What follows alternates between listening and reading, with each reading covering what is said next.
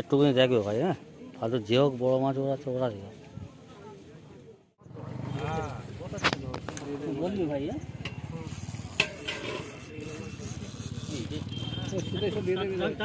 আমি নিয়ে নিই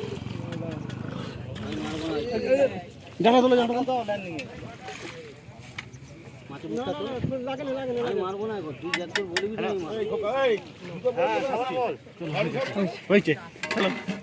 শুধু করে খুলতে হবে।